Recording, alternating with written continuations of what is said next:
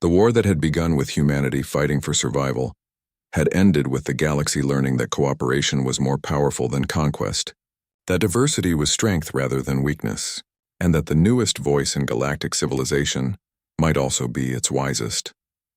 President Brooks concluded the memorial service with whir.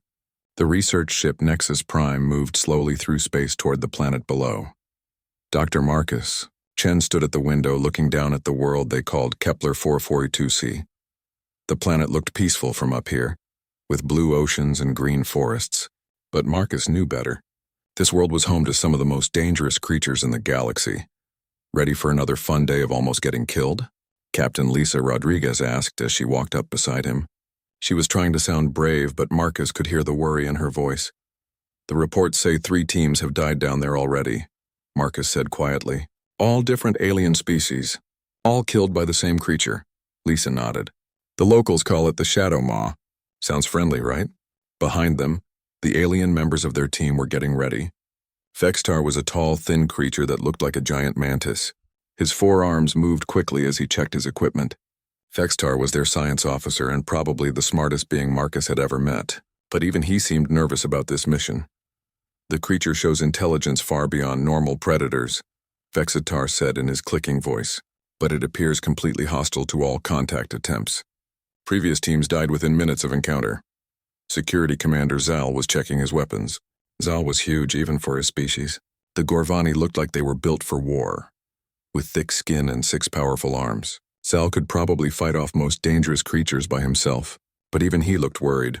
My people have a saying, Zal said in his deep voice. If something cannot be conquered quickly, it should be destroyed completely. His 6 hands moved over his weapons as he spoke. The last member of their ground team was Trina Walsh, their communications expert. She was young for such an important job, but she was the best at understanding alien languages. Right now she was studying the few recordings they had of the Shadow Maw. I've been listening to the sounds it makes, Trina said. There might be patterns in there. Maybe it's trying to communicate, not just threatening. Zal made a sound like angry thunder. Communicate? It killed 63 beings from other species. What communication is there beyond I will eat you? Marcus had spent his whole life working with animals. On Earth, he had helped train dogs that other people said were too dangerous. He had worked with wild horses that no one else could get near. His grandmother always told him that every animal could be understood if you were patient enough. Maybe the other teams didn't try to understand it, Marcus said. Maybe they just saw a dangerous predator and tried to fight or run. Vextar's bug-like eyes focused on Marcus. Dr. Chen, this creature has psychic abilities. It can project fear directly into the minds of other beings. The previous teams could not think clearly enough to try communication. Humans are different, Lisa said. We're stubborn. Sometimes that helps us when others give up. The ship's computer announced that they were ready to land. Marcus picked up his equipment bag. Unlike the others, he didn't carry weapons. Instead, he had cameras, recording devices, and tools for studying animal behavior. His grandmother's old compass hung around his neck for good luck. They landed in a clearing near the crystal forests where the Shadow Maw lived. The trees here were not like Earth trees. They were made of some kind of living crystal that sang when the wind blew through them. The sound was beautiful but strange. Scans show the creature is approximately 2 kilometers from here, Vextar reported. It appears to be watching us. How can you tell? Trina asked. Its brain patterns are active in ways that suggest focused attention. It knows we are here. Zal checked his weapons again. Good, let it come. I am ready. No, Marcus said firmly. If it wanted to attack us right away, it would have already. The fact that it's watching means it's thinking about what we are. They set up their base camp quickly. The alien crew members worked fast, eager to have some shelter between them and whatever was out there watching. Marcus worked slower, paying attention to the area around them. He noticed that there were no small animals near their camp. Everything had moved away from this place. The local wildlife avoids this area completely, he told the others. That means the Shadow Maw controls a large territory. Predators that control big territories are usually very intelligent. As the sun began to set, the crystal trees started to glow with soft light. The singing sound they made changed too, becoming deeper and more musical. It was incredibly beautiful. But Marcus noticed that the alien crew members seemed uncomfortable with the sound. The harmonic frequencies affect our nervous systems, Vextar explained. It creates feelings of unease and fear. The creature likely uses this to hunt. Or maybe it's just the sound their forests make, Marcus suggested. Maybe the shadow maw likes the music. That night, Marcus volunteered to take the first watch. The others were happy to let him do it. They all seemed eager to get inside their shelters and away from the strange singing forest. Marcus sat outside their camp, listening to the crystal trees and watching the stars. Around midnight, he heard something moving in the forest. It was big and it was coming closer. Marcus activated his comm unit to warn the others, but then he stopped. The movement wasn't rushed or sneaky like a hunting predator. It was careful and deliberate. The shadow maw stepped out of the crystal forest and into the moonlight. Marcus had read all the reports, but seeing it in person was different. It was huge, easily the size of an earth elephant, but built like a big cat. Its skin was covered in scales that shifted color constantly, moving from dark blue to green to silver. Its eyes were large and intelligent, and they were focused directly on Marcus. The most amazing thing was that Marcus didn't feel afraid. He had expected the psychic fear that the reports mentioned, but instead he felt curious. The creature was magnificent, not terrifying. The shadow maw moved closer, stopping about 20 meters away. It sat down like a giant cat and continued to watch Marcus. Its scales shifted to a soft blue color, and its breathing was calm and steady. Marcus slowly reached for his camera, moving very carefully so he wouldn't seem threatening. The shadow maw watched him do it but didn't react aggressively. When Marcus pointed the camera at it, the creature tilted its head slightly like it was curious about what he was doing. For almost an hour, they watched each other. The shadow maw seemed as interested in Marcus as he was in it. When Marcus made small movements, the creature would sometimes copy them. When Marcus sat up straighter, the shadow maw would lift its head. When Marcus leaned forward, the creature would lean forward too. Finally, the shadow maw stood up and walked back into the crystal forest. But before it disappeared, it stopped and looked back at Marcus one more time. Then it made a sound, not a roar or a growl, but something almost musical, like it was trying to match the singing of the trees. Marcus sat in the dark for a long time after it left, thinking about what had happened. This creature wasn't just a mindless predator. It was intelligent, curious, and possibly even friendly. The other teams had died because they had approached it with fear and weapons. But Marcus had approached it with curiosity and respect. When morning came and the others woke up, Marcus told them what had happened. Zal didn't believe him at first. Vextar wanted to see the camera footage. Trina was excited about the sound the creature had made. "You're saying it tried to sing to you?" she asked. "Maybe," Marcus said. "Or maybe it was trying to talk." Lisa looked worried. "Marcus, this thing has killed dozens of people. You can't just assume it's friendly because it didn't eat you last night." "I'm not assuming anything," Marcus replied. "But I think we need to try a different approach than the other teams. Instead of treating it like a monster, maybe we should try treating it like what it might actually be." "Which is what?" Zale asked. Marcus looked out toward the crystal forest where the shadow maw was probably still watching them. "A person," he said. "Just a person who happens to be very big and very different from us." The next morning, Marcus convinced the team to explore deeper into the crystal forest. The others were not happy about it, but they agreed that staying at the camp wouldn't help them learn anything new about the shadow maw. "We maintain constant communication," Lisa said firmly. "At the first sign of trouble, we retreat to the ship." Vextar carried multiple scanning devices, constantly checking for the creature's location. "The shadow maw appears to be following us," he reported. "It maintains a distance of approximately 100 meters. "Good," Marcus said. "It means it's curious about us." "Or it's hunting us," Zal muttered, his 6 hands ready to draw weapons at any moment. The crystal forest was unlike anything Marcus had ever seen. The trees grew in perfect geometric patterns, their surfaces reflecting light in rainbow colors. When the wind blew, they created harmonious sounds that seemed to come from all directions at once. It was beautiful, but Marcus could understand why it would frighten visitors from other worlds. "Look at this," Trina called out. She was standing near a group of smaller crystal formations. "These aren't natural. Someone arranged them this way." Marcus came over to look. The crystals were placed in careful patterns around a small clearing. In the center was a pool of clean water, and around the edges were what looked like sleeping areas made from soft grass and leaves. "It's like a bedroom," Marcus said. "Or maybe a nursery." Vextar scanned the area with his instruments. Biological traces indicate multiple shadow maws have used this space recently. Different sizes, including some much smaller than the adult we encountered. Babies, Lisa breathed. It has babies. Suddenly the forest around them went quiet.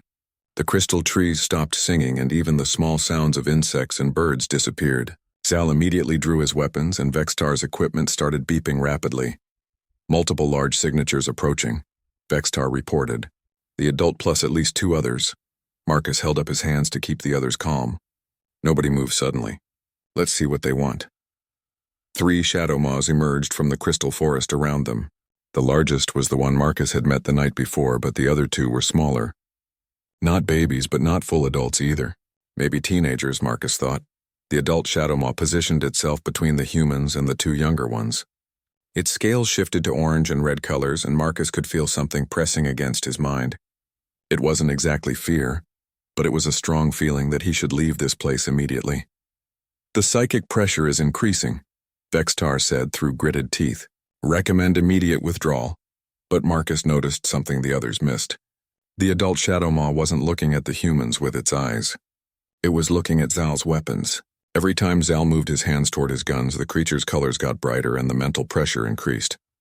Zal, put your weapons away, Marcus said quietly. Absolutely not, Zal replied. We are surrounded by apex predators. They're not attacking us, Marcus pointed out. Look at their body language. The adult is protecting the younger ones, not preparing to hunt us. Dr. Chen is correct, Vextar said, studying his readings. The brain patterns show protective behavior, not predatory behavior. Slowly, Zal holstered his weapons. As soon as he did, the adult shadow maw's colors began to shift toward cooler blues and greens. The mental pressure reduced immediately. Remarkable, Vextar whispered. It was responding to the perceived threat level. One of the younger shadow maws stepped forward, its scales bright with curiosity. It approached Trina, who was sitting on a crystal formation and appeared the least threatening.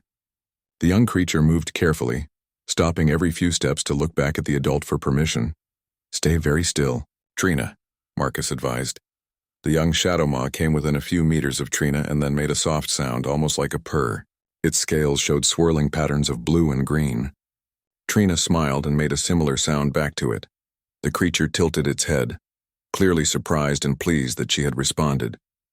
It made another sound, slightly different from the first. Trina tried to copy that one too. I think it's trying to teach me how to speak, Trina said with wonder in her voice.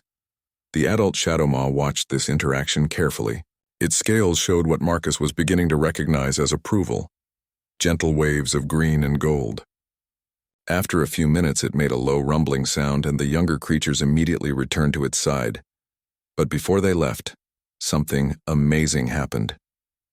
The adult shadow maw approached the spot where they had been standing and began to arrange some of the crystal formations.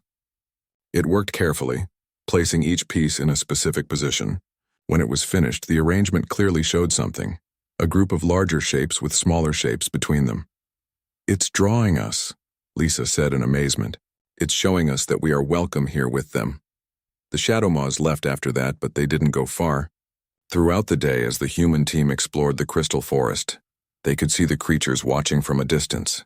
The younger ones seemed especially curious, often coming closer when the humans weren't looking directly at them. Marcus began to understand how the crystal forest worked. The trees weren't just making random music. They were part of a complex communication system. Different areas of the forest sang different songs, and the shadow maws could use these songs to coordinate with each other across long distances.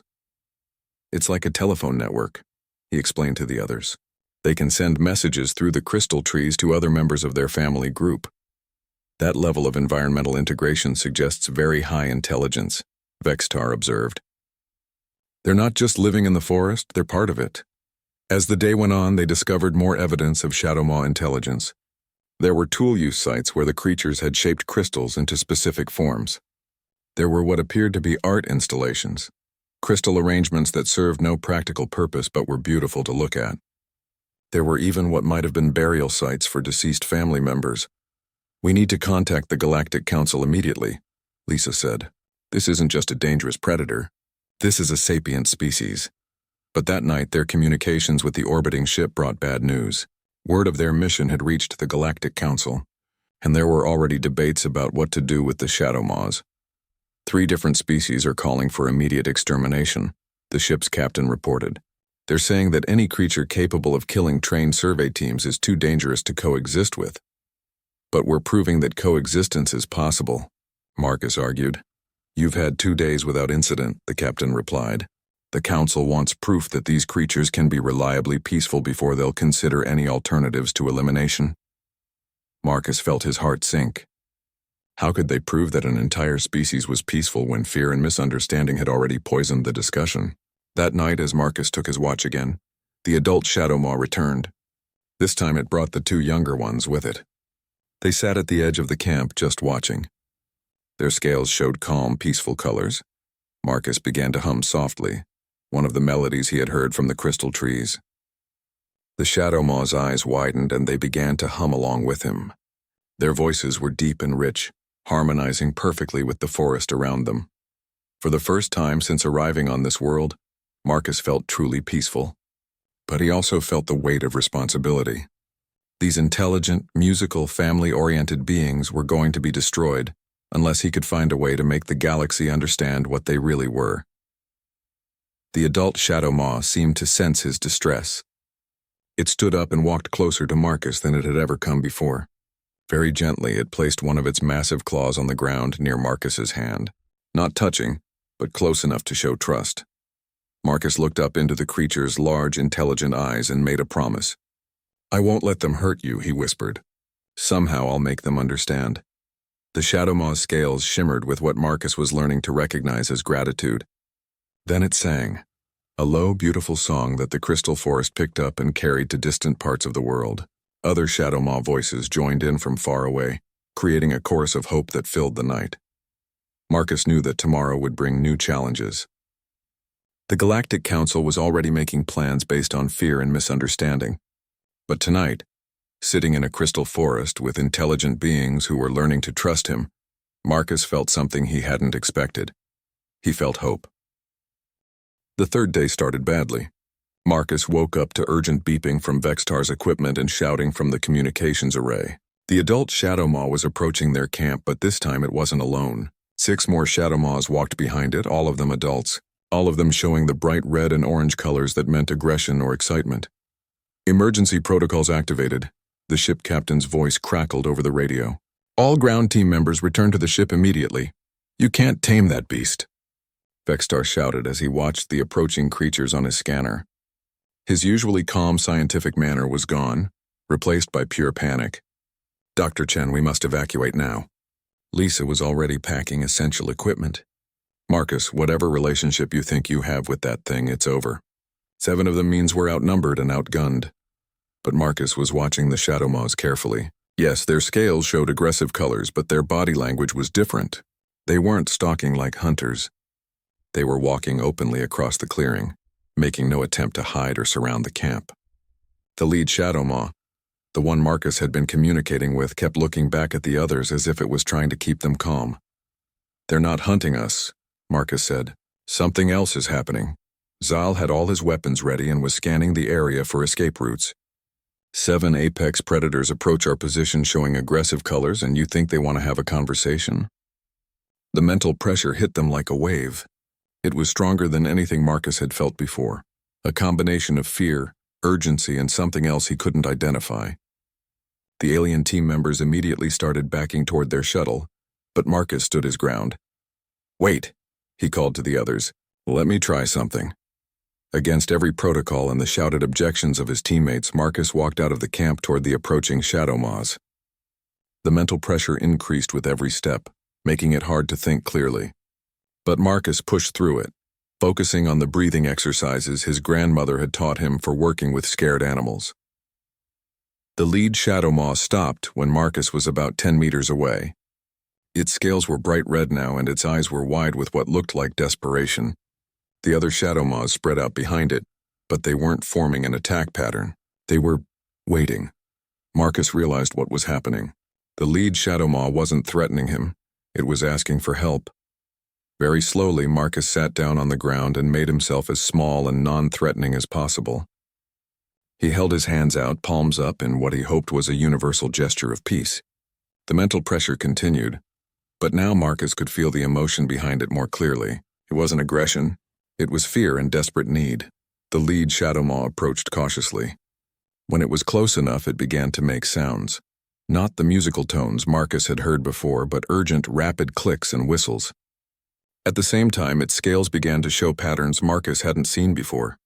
Instead of solid colors, complex images appeared on its skin, shapes, movements, what looked like maps or diagrams. "Trina," Marcus called back to the camp. "Get over here. It's trying to tell us something important." "Are you insane?" Zal roared. "Get away from that creature." But Trina was already running toward them, her recording equipment in her hands. She had always been braver than anyone gave her credit for. When she reached Marcus, she immediately began recording the Shadow Maw's communications. "The pattern repetition suggests urgency," she said, her voice shaky but determined. "And look at the images on its skin, those look like locations." The Shadow Maw seemed to understand that they were trying to comprehend. It moved to a patch of smooth sand and began to draw with one of its claws. The drawing showed the crystal forest, their camp, and a location deeper in the forest marked with repeated urgent symbols. "It wants us to follow it somewhere," Marcus said. "Something's wrong and it needs our help." "Absolutely not," Lisa called from the camp.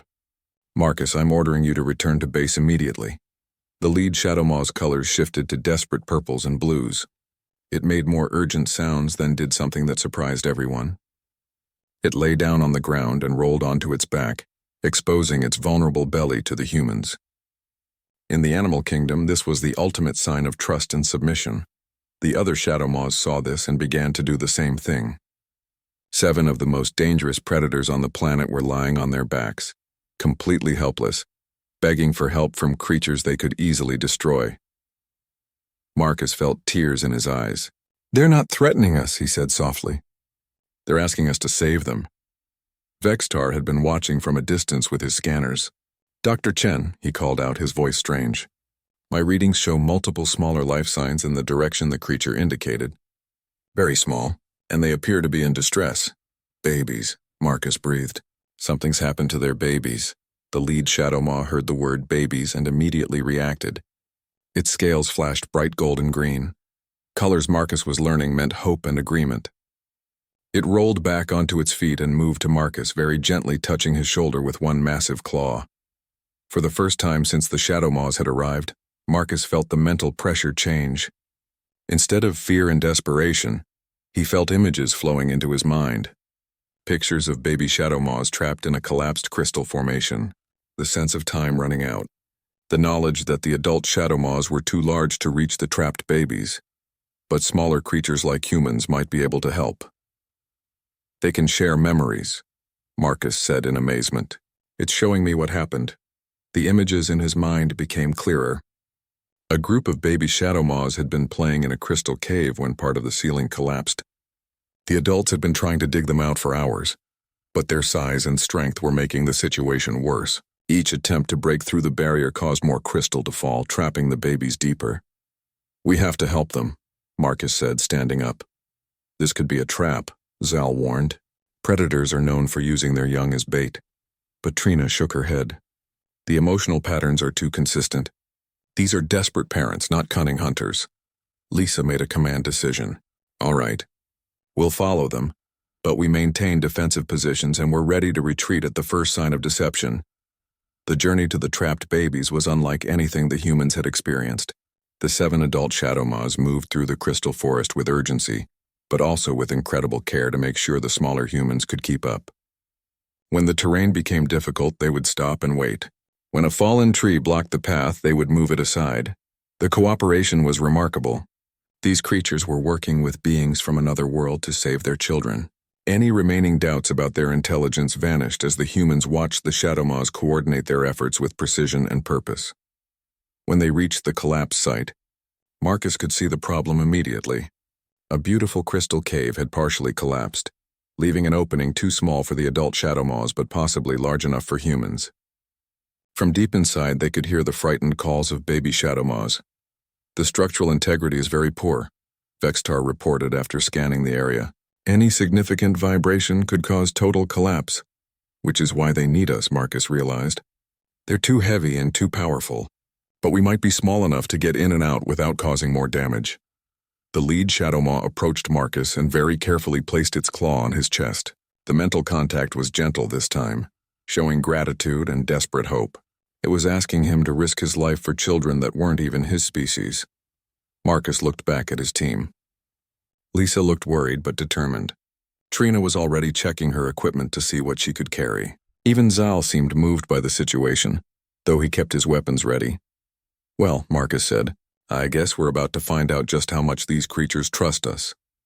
As he prepared to enter the dangerous cave, Marcus realized that this moment would change everything. If they succeeded, it would prove that cooperation between species was possible. If they failed, the Shadow Maws would lose their children and humans would lose their chance to make peace with one of the galaxy's most powerful species.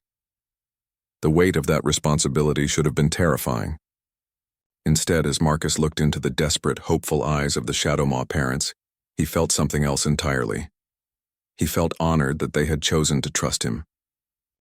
The entrance to the collapsed cave was barely wide enough for a human to crawl through. Marcus could hear the baby Shadow Maws crying inside, their voices high and scared. The adult Shadow Maws watched anxiously as Marcus prepared to enter the dangerous space. "I'm going in first," Marcus said, checking his equipment one more time. "If the structure seems stable enough, Trina can follow with the recording equipment." "I'm coming with you now," Trina said firmly. "Those babies have been trapped for hours. We don't have time to make 2 trips. Lisa wanted to protest, but the sounds from inside the cave were getting weaker. The baby Shadow Maws were running out of energy and possibly air. "Be careful," was all she could say. Marcus and Trina squeezed through the opening into the crystal cave. Inside, the space was larger than it had appeared from outside, but chunks of crystal ceiling had created a maze of dangerous, unstable barriers. The baby Shadow Maws were trapped in a small chamber at the back of the cave, behind several fallen crystal formations. "There are 4 of them," Trina whispered, pointing her light toward the trapped babies. "They look scared but not injured." The baby Shadow Maws were about the size of large earth dogs, with scales that shifted between frightened purple and hopeful blue when they saw the humans. They made soft crying sounds, clearly calling for their parents. "The challenge is going to be moving these crystal pieces without causing more collapse," Marcus said, studying the situation. "We need to work very carefully."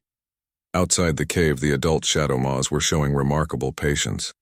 They could easily have tried to dig through the crystal themselves, but they seemed to understand that their strength would make things worse. Instead, they waited and trusted the humans to save their children. Marcus and Trina worked together, moving small pieces of crystal one at a time. It was slow, dangerous work. Every time they shifted a piece, the remaining structure groaned and settled. But gradually, they created a path toward the trapped babies. The first breakthrough came when the largest baby Shadow Maw was able to squeeze through a gap they had created. It immediately ran toward the cave entrance, calling out to its parents in relief. The mental pressure that had been constant since the rescue began lessened slightly, as if the adult Shadow Maws were feeling some relief. 3 more to go," Trina said, wiping sweat from her face. The second baby was smaller and more frightened. When Marcus reached out to help it through the gap, it backed away and made scared sounds. Marcus realized that these babies had probably never seen humans before, and despite their parents' acceptance, they were still afraid of strange creatures. "Let me try something," Trina said. She began to hum one of the melodies they had heard the adult Shadow Maws use. The baby's scales immediately shifted to curious blue and green. It tilted its head, listening. Trina continued humming and slowly reached out her hand. The baby Shadow Maw approached cautiously and sniffed her fingers. Then, amazingly, it began to purr like a giant kitten. When Trina gently guided it toward the exit, it followed willingly. The third baby was trapped under a larger piece of crystal that required both humans to lift it carefully. As they worked, Marcus noticed that the baby's scales were showing patterns he hadn't seen before. Instead of solid colors, there were swirling designs that seemed almost like writing. "Trina, are you recording this?" he asked quietly. "Yes, those patterns are definitely communication. It's trying to tell us something." When they finally freed the third baby, Marcus understood what it had been trying to say. The patterns had been showing gratitude. This baby, even while trapped and scared, had been trying to thank them for helping. The fourth baby was the most challenging. It was trapped in a space that was too small for either human to reach. and the crystal formation above it was extremely unstable. Any wrong move could cause a complete collapse that would kill both the baby and anyone still inside the cave. "I think I can reach it if I go in from this angle," Marcus said, studying the problem. "It's too dangerous," Trina replied. "If that crystal shifts while you're reaching in there, you'll be trapped too." But as they discussed their options, they heard the baby making weaker and weaker sounds. It was running out of time. Marcus made his decision. He carefully positioned himself and reached into the unstable space. The baby Shadowmaw was just barely within reach of his fingers. As he touched it, he felt a weak mental contact. The baby was sharing its fear and pain, but also its hope that the strange creatures outside would save it. "I've got it," Marcus whispered, very carefully pulling the baby toward the opening. At that moment, the crystal formation above them groaned and shifted. A shower of small crystal pieces rained down, and Marcus could feel the entire structure beginning to collapse. "Move!" Trina shouted. Marcus grabbed the baby Shadowmaw and dove toward the cave entrance as the ceiling came crashing down behind them. They tumbled out of the cave just as the entire back section collapsed completely. The baby in Marcus's arms was frightened, but unharmed. As soon as it saw the adult Shadowmaws waiting outside, it cried out in relief. The lead adult immediately rushed forward and very gently took the baby from Marcus, cradling it carefully against its chest. The reunion between the Shadowmaw families was extraordinary. The adults made soft musical sounds as they examined their babies for injuries. The babies responded with happy purrs and color displays that painted their scales in brilliant golds and greens. The relief and joy were so strong that even the humans could feel it through the psychic connection. But what happened next surprised everyone. The lead Shadowmaw, still holding its rescued baby, approached Marcus and very deliberately placed its massive head against Marcus's chest. The mental contact was overwhelming, not with pressure or fear this time, but with pure gratitude and something that felt very much like love. One by one, the other adult Shadowmaws did the same thing. Then the babies, encouraged by their parents, approached the humans fearlessly. They rubbed against Marcus and Trina like giant scaly cats, purring and showing scales full of happy colors. "They're thanking us," Trina said, tears streaming down her face as one of the babies nuzzled her hand. Vextar, who had been watching from a safe distance, slowly approached the group. "The emotional resonance is unlike anything in our databases," he said softly. "These creatures are expressing gratitude, affection, and respect." Even Zal seemed moved by the scene. He had put away his weapons and was staring at the Shadowmaw families with something like wonder. "In all my years as a warrior," he said, "I have never seen anything like this." The lead Shadowmaw stepped back from the humans and began to make new sounds, different from anything they had heard before. Its scales showed complex patterns that seemed to tell a story. Other adult Shadowmaws joined in, their colors and sounds creating a rich, complex display. "They're telling the story of what happened here," Trina realized. "They're recording this event in their cultural memory." Marcus understood that this moment was bigger than just a rescue. The Shadowmaws were creating a legend about the day creatures from the stars saved their children. This story would be passed down to future generations, establishing humans as friends and allies rather than threats. As the celebration continued, Marcus noticed that the baby Shadowmaws were not afraid of the humans at all anymore. They played around Marcus and Trina, showing off their color-changing abilities and making happy sounds. One of them even brought Marcus a small crystal as a gift. "We need to document everything," Lisa said, her voice full of awe. "The Galactic Council has to see this." But Marcus was already thinking beyond documentation. These intelligent, emotional, family-oriented beings were going to face extinction unless the galaxy could learn to see them as they really were. What had happened today was proof that cooperation was possible, but it was only the beginning. The lead Shadowmaw seemed to sense his thoughts. It approached Marcus one more time and shared a new mental image. This one showed Shadowmaws and humans working together, building something beautiful in the crystal forests. It was a vision of the future, a future where two very different species had learned to trust each other completely. Marcus looked into the creature's intelligent eyes and saw hope. Not just hope for its own species, but hope for what all species might become if they chose understanding over fear. "Yes," Marcus said softly, touching the Shadowmaw's massive claw with his hand. "We can build that future together." 3 days after the rescue, everything had changed. The shadow maw that Marcus had first encountered, which he had started calling Echo because of how she mirrored his actions, had become a constant companion. She would arrive at the camp each morning and spend the day nearby, sometimes bringing her children to play in the clearing. The behavioral changes are remarkable, Vextar noted as he watched the baby shadow maws tumbling around their camp like oversized puppies. They show no fear responses to human presence. In fact, they seem to seek out interaction. Echo had developed a routine of bringing gifts to the humans each day. Today she had brought a collection of singing crystals that created beautiful music when arranged properly. Yesterday it had been flowers from deep in the forest that glowed with bioluminescent light. The day before, it had been fresh fruit from trees that grew in areas too dangerous for the humans to explore alone. "She's treating us like family members," Marcus explained to Lisa as he arranged the crystal gift. "In many animal societies, gift-giving is how you maintain social bonds. But the most extraordinary development was the communication breakthrough. Working with Trina, Marcus had begun to decode the color patterns that appeared on Echo's scales. They weren't just random displays. They were a complex visual language that could express detailed concepts and emotions. "Watch this," Trina said, approaching Echo with her recording equipment. She touched a control on her device that projected simple geometric shapes into the air. Echo immediately responded by creating the same shapes on her scales but with subtle variations. She's not just copying, Marcus realized. She's commenting on them, adding information or asking questions. Echo seemed to understand that they were trying to learn her language. She began to demonstrate simpler concepts, showing basic colors for emotions, then combining them to express more complex ideas.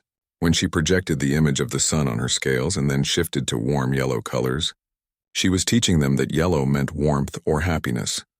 This level of pedagogical behavior indicates very high intelligence, Vextar observed.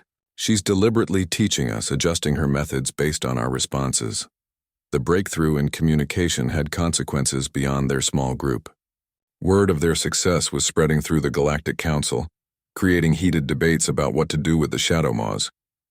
Some species were fascinated by the possibility of communicating with such powerful predators.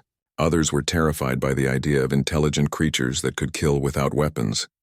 The Gorvani delegation is demanding immediate military action, Lisa reported after their daily communication with the orbiting ship. They're saying that intelligent predators are more dangerous than mindless ones, not less. That's ridiculous, Marcus said. Intelligence means they can choose not to be dangerous. Mindless predators can't make that choice. But he understood the fear. The shadow maws were physically powerful enough to threaten most species in the galaxy. If they were also intelligent and organized, they could potentially become a serious threat to galactic peace. The fact that they chose not to be threatening was hard for many species to believe. Echo seemed to sense the tension in the humans. That evening she approached Marcus with her scales showing colors he had learned meant curiosity and concern. She projected images that seemed to ask what was wrong. Marcus tried to explain using the simple color language they had developed. He showed her images of other alien species, then projected patterns that meant fear and danger. Echo's scales immediately shifted to darker colors that Marcus was learning meant confusion and sadness. She began to project her own images in response. Pictures of shadow maws living peacefully in their crystal forests, raising their young, creating art, singing with the trees. Then she showed images of the survey teams that had died, but from the shadow maw perspective. What Marcus saw through Echo's memories shocked him. The previous survey teams hadn't been killed by mindless predators. They had been killed in what the shadow maws thought were territorial challenges. The other species had arrived with weapons and aggressive postures, and the shadow maws had responded according to their cultural understanding of such encounters. They thought the other teams were challenging them to combat. Marcus breathed. It wasn't hunting behavior at all. It was their version of warfare. The distinction was crucial. Hunting meant the shadow maws saw other species as food. Warfare meant they saw them as equals who had chosen to fight. One behavior suggested they could never coexist peacefully. The other suggested that peace was possible if both sides understood the rules. Echo continued her explanation, showing Marcus how confused and sad her people had been when the challenges kept happening. They hadn't understood why these strange creatures kept arriving and demanding fights. From the Shadow Maw perspective, they had been defending their territory from repeated invasions. "We need to document this," Marcus said urgently. "The Galactic Council needs to understand that this was all a misunderstanding." But when they transmitted Echo's memories to the orbiting ship, the response was not what they had hoped for. "The Gorvani military commander says this proves the Shadow Maws are a warrior species," Lisa reported. "He's arguing that they'll always respond to any contact with violence." Marcus felt frustrated. They were missing the point completely. "But Echo and her family aren't violent with us. Once they understood we weren't challenging them, they became completely peaceful." "The commander says that's because humans are small and weak," Lisa continued. "He thinks the Shadow Maws don't see us as threats worth fighting." That night, Marcus shared his frustration with Echo. Using their developing visual language, he tried to explain that other species were afraid of the Shadow Maws and wanted to hurt them. Echo's response was immediate and clear. Her scales showed the pattern that meant no, repeated over and over, followed by images of different alien species living peacefully together. She was trying to tell him that she didn't want to fight anyone. She wanted to be friends with all the species in the galaxy, not just humans. To prove her point, Echo did something unprecedented. She began projecting detailed images of Shadow Maw society, showing Marcus things no outsider had ever seen before. Cities built into crystal forests with buildings that grew rather than being constructed. Schools where young Shadow Maws learned to sing with the trees and paint with their scales. Art galleries filled with crystal sculptures that told the history of their people. "They have a civilization," Marcus whispered in awe. "Not just intelligence, an entire advanced civilization." Echo showed him more. Shadow Maw scientists who studied the songs of the crystal trees and used them to communicate across vast distances. Shadow Maw artists who created living murals that changed and grew over time. Shadow Maw philosophers who had spent centuries thinking about their place in the universe. The most amazing revelation was that the Shadow Maws had known about other species in the galaxy for generations. They had been watching and listening, learning about the different cultures and civilizations beyond their world. They had hoped that someday they would be able to make peaceful contact. "Why didn't they try to communicate before?" Marcus asked through their visual language. Echo's response was heartbreaking. She showed him images of the first survey teams approaching with weapons and fear. She showed him the confusion of her people as they tried to understand what these strangers wanted. She showed him the sadness when they realized that the galaxy saw them only as monsters to be feared or destroyed. The Shadow Maws had tried to communicate, but the other species had been too frightened to listen. Every attempt at contact had ended in violence, not because the Shadow Maws wanted to fight, but because the visitors had been too terrified to see them as anything other than dangerous predators. "That's why you approached me that first night," Marcus realized.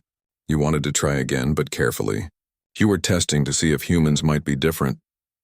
Echo's scales shimmered with the colors that meant yes and gratitude. She had taken an enormous risk by approaching Marcus alone and unarmed. If he had reacted with fear and violence like the others, she would have died. But she had been willing to take that risk for the chance of peace. Marcus felt the weight of responsibility settling on his shoulders again. Echo and her people had trusted him with their greatest secret, that they were not monsters but a peaceful civilization that wanted nothing more than to take their place among the stars. Now it was up to him to convince a fearful galaxy that the most dangerous-looking creatures they had ever encountered were actually the ones most desperate for friendship. As he watched Echo gently, playing with her children under the light of alien stars, Marcus made a promise to himself. He would find a way to give the Shadow Maws the peaceful future they deserved, even if it meant challenging everything the galaxy believed about predators and prey. The political situation was getting worse by the hour.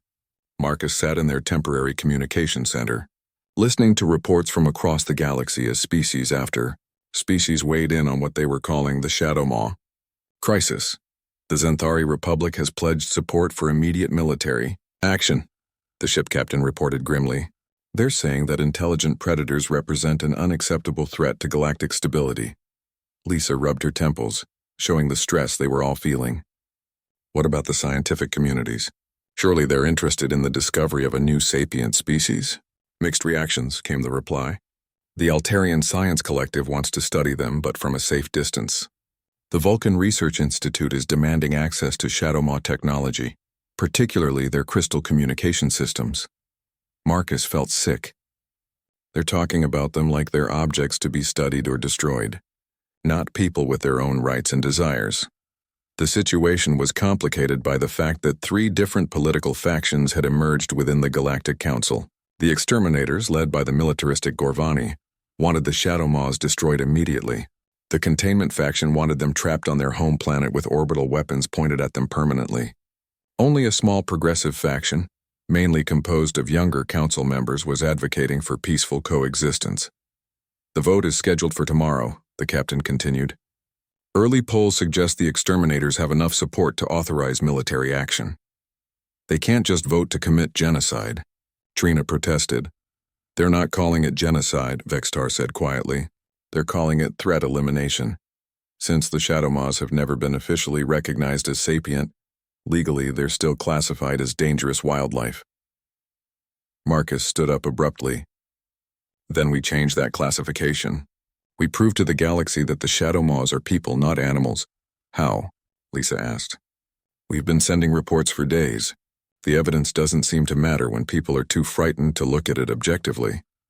Marcus looked out toward the crystal forest where Echo and her family were probably sleeping peacefully, unaware that their entire species might be destroyed within the next day.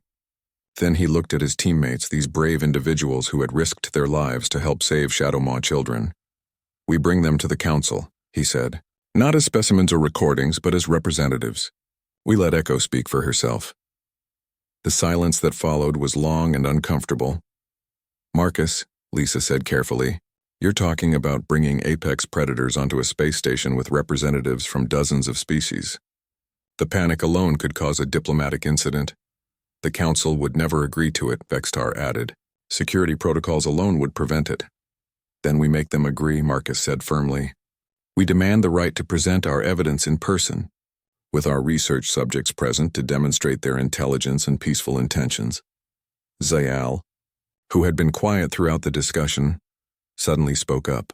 The Galactic Accords guarantee the right of any potential sapient species to present their case for recognition directly to the Council. It's an old law, rarely used, but it exists. Everyone stared at the big security officer. You're supporting this? Lisa asked in surprise. I have watched these creatures risk everything to save their young, Zayal replied. I have seen them show gratitude and kindness to strangers who could have been threats. In my culture, such beings are worthy of respect regardless of their physical capabilities. Marcus felt a surge of hope.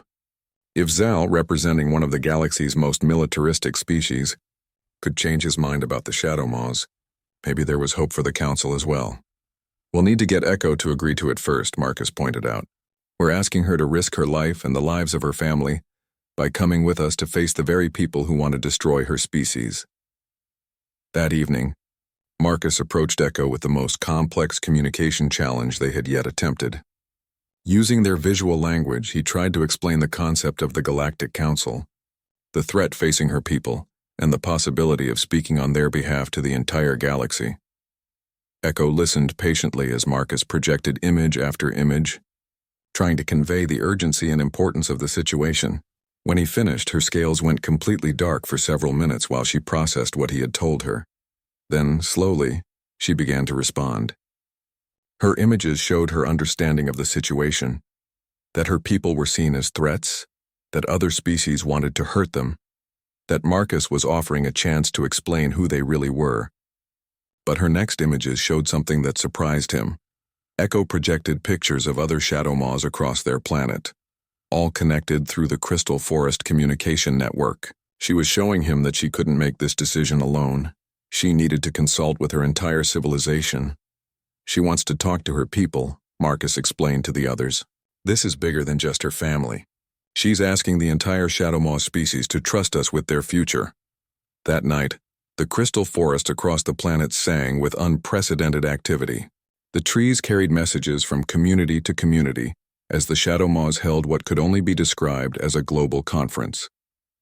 From their camp, the humans could hear the complex harmonies of thousands of voices discussing the most important decision in their species' history.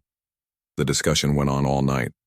Sometimes the music would rise to urgent, almost frantic levels. Other times it would drop to barely audible whispers. Marcus and his team waited anxiously, knowing that the fate of both species might depend on what the Shadow Maws decided. Dawn was breaking when Echo finally returned to their camp. She was accompanied by two other adult shadow maws that Marcus had never seen before. Older individuals with scales that showed complex patterns of wisdom and authority.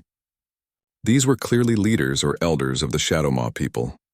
Echo approached Marcus and began to communicate, but her message was different from anything she had shared before. Instead of simple images, she projected what seemed like a formal declaration. The patterns on her scales were precise and ceremonial, like an official document being read aloud. Trina worked frantically to record and translate the message. I think she's accepting, she said with growing excitement. But there are conditions. They want guarantees of safe passage and they want to bring witnesses, other Shadow Maws who can verify what happens. The elder Shadow Maws stepped forward and added their own messages. These were even more complex, discussing concepts like honor, sacrifice, and hope. They were agreeing to risk everything for the chance of peace, but they wanted the galaxy to understand the magnitude of what they were doing. They're not just agreeing to come, Marcus realized. They're agreeing to put their entire species' future in our hands. If this goes wrong, if the Council reacts with fear and violence, it won't just be Echo and her family who suffer. The whole planet could be destroyed. The weight of that responsibility should have been crushing. Instead, Marcus felt a sense of purpose unlike anything he had ever experienced. These magnificent beings were trusting humanity to speak for them, to stand between them and the fear of the galaxy. We won't let them down, he said, looking each of his teammates in the eye. Whatever it takes, we're going to make the galaxy understand who the Shadow Maws really are. Echo's scales shimmered with the colors of hope and determination as she began to prepare for the journey that would either save her people or doom them all. The most dangerous-looking creatures in the galaxy were about to put their faith in the small, seemingly weak species that had chosen understanding over fear. Marcus just hoped that humanity was worthy of that trust. The journey to Galactic Council Station took 3 days, and every moment was filled with tension. Echo and two other Shadow Maws had agreed to come as representatives of their species. The ship's crew had to modify an entire cargo bay to accommodate the massive creatures, and even then the space felt cramped. Security protocols have been updated 17 times since we left, Lisa reported as they approached the station. Half the species on the council are threatening to evacuate if we bring uncontained predators aboard. Marcus was working with Echo, preparing her for what they would face. The Shadow Maw had been practicing projecting her visual communications on external screens, so the council could see her language directly. Her scales showed nervous colors, but also determination. The council chamber has been modified with emergency force fields, Vextar informed them. At the first sign of aggressive behavior, the Shadow Maws will be contained behind energy barriers. That's going to make everything worse, Trina said. If Echo feels trapped or threatened, her natural response might seem aggressive to the council members. Marcus had spent hours trying to explain the concept of force fields and containment to Echo. Her response had been confused at first, then sad. She couldn't understand why beings would invite her to speak and then prepare to cage her at the same time. The station itself was a marvel of galactic engineering, a massive structure that housed representatives from hundreds of different worlds. As their ship docked, Marcus could see crowds of beings from dozens of species gathering at the viewing ports to catch a glimpse of the legendary Shadow Maws. Some of them looked curious, Marcus noted, watching the diverse crowd. Not everyone is here out of fear. No, Saul agreed. But fear is definitely the dominant emotion. My own people are demanding additional security measures. The actual transfer of the Shadow Maws from the ship to the council chamber was a tense operation. Echo and her companions moved carefully through corridors that had been cleared of all other personnel. Marcus walked beside Echo, providing reassurance through their shared visual language. So many different scents, Echo communicated through her scale patterns. So many different minds touching mine. Marcus realized that the Shadow Maw's psychic abilities meant they were feeling the emotions of every being on the station. The waves of fear, curiosity, and hostility must have been overwhelming. Can you control what you project? Marcus asked through their visual language. Yes, Echo replied. We will show only calm and peace no matter what we feel inside. The council chamber was a vast amphitheater with seating for thousands of representatives. As Echo and her companions entered, a ripple of reaction went through the crowd. Some beings gasped in fear. Others leaned forward in fascination. A few actually fled the chamber entirely. Echo paused in the center of the chamber, her scales shifting to neutral blues and greens. She was clearly nervous, but she kept her psychic projections calm and peaceful, just as she had promised. Council Chairman Corlex, a stern-looking being from the Altarian system, called for order. We have gathered to hear evidence regarding the classification of the beings known as Shadow Maws.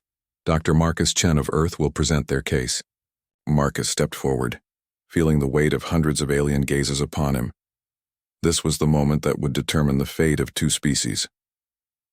Honored council members, he began, what you see before you are not monsters or mindless predators. These are representatives of an ancient and sophisticated civilization that has been misunderstood by our galaxy. He activated the holographic display system and began showing the evidence they had gathered. Images of Shadow Maw cities, their art, their family structures, their complex communication systems. The chamber was silent as the council members absorbed what they were seeing. The deaths of previous survey teams were not acts of predation, Marcus continued. They were defensive responses to what the Shadow Maws perceived as territorial challenges. Once communication was established, all aggressive behavior ceased immediately.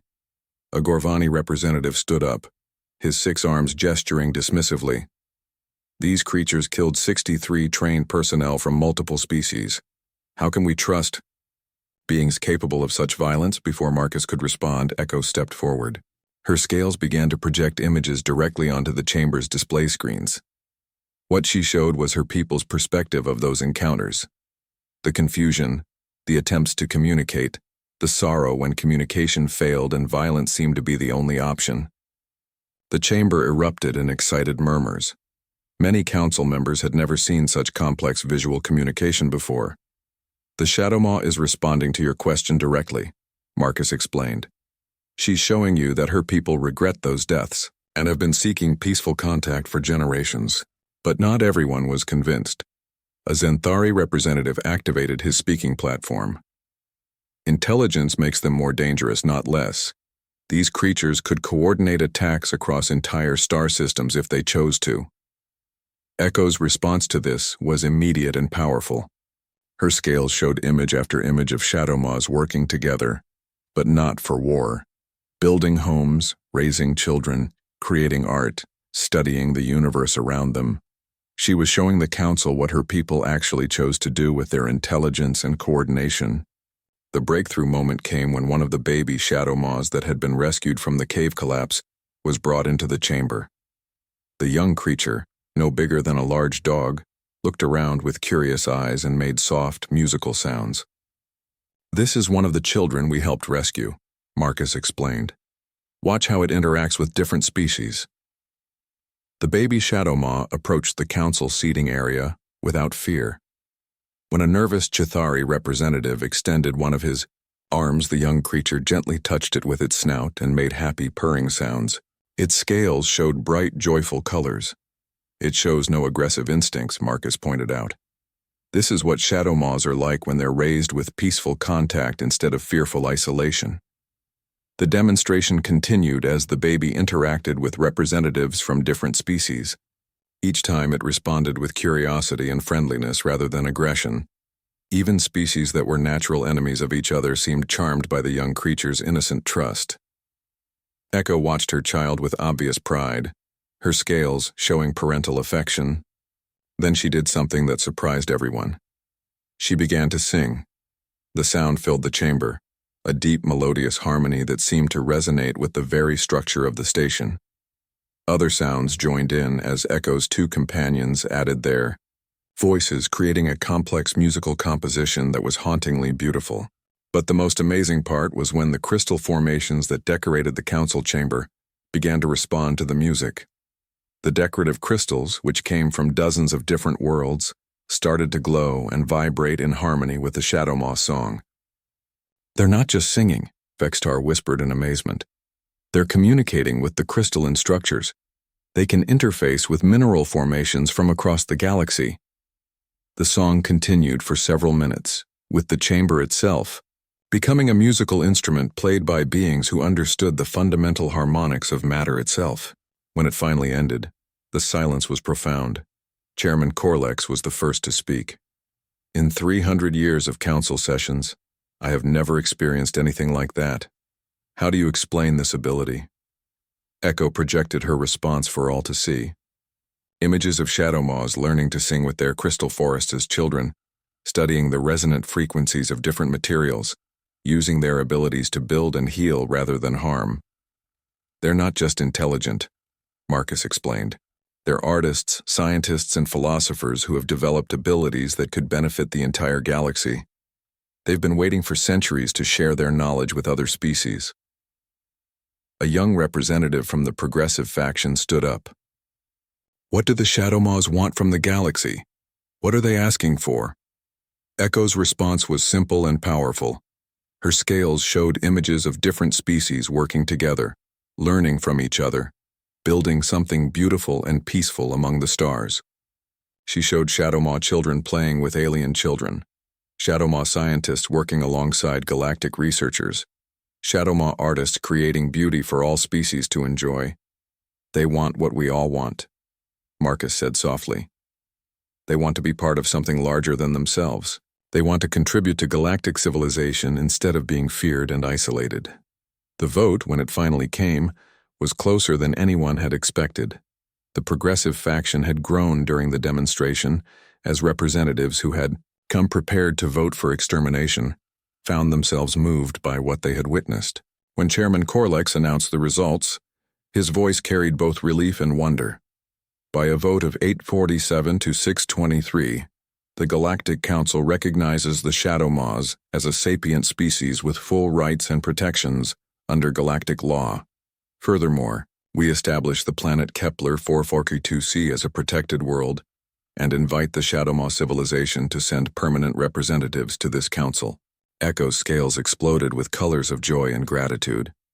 Around the chamber, representatives from dozens of species began to applaud. Not